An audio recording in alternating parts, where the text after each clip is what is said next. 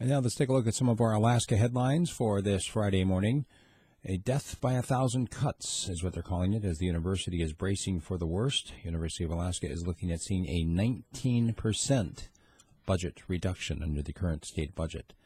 BP gas and crude oil leak has been halted up there in the North Slope. They are moving into the cleanup phase.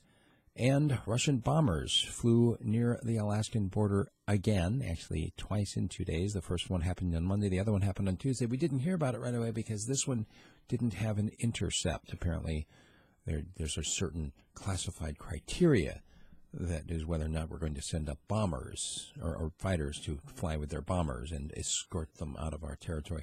This one didn't meet the criteria, whatever that is. We simply monitored them on radar. Also, an Anchorage dentist has been charged with Medicaid fraud and with what they're calling dental wrongful acts. He was apparently on a hoverboard while he was performing a dental operation on an unconscious patient. A new study shows the extent of human trafficking among homeless Anchorage youths, and it's not good. They're saying 1 in 4 girls and 1 in 5 boys are basically being used as human trafficking. Also, the Matsu Borough is going to be spending another $500,000 on the failing barge dock at a largely unused port. It's costing them over $600,000 a year just in maintenance costs alone, plus these repairs they keep having to make without any serious income coming in from this port.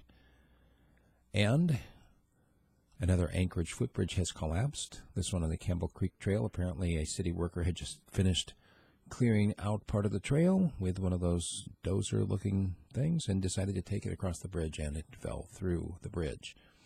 Last time this happened was 2014. There are some 30 bridges on the trail system down there in Anchorage that are deteriorating, in need of repair. They say there's no plans right now because of the budget to actually go in and repair them. The Arctic Ocean, unsurprisingly, has become a garbage trap for billions of pieces of plastic. And Don Young, also unsurprisingly, has filed for the 2018 re-election. He's serving his 23rd term right now, 23 times. He's been there for nearly, 40, he's been there 46 years? So, there we go. Don Young, congressman for life. Also, Sarah Palin, seen in the White House with Ted Nugent and Kid Rock, and, of course, all over Facebook as well yesterday.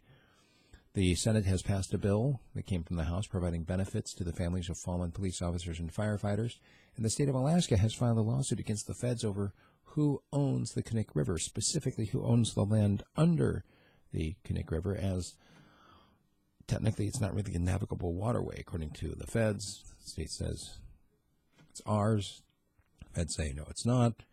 Lawsuit to follow.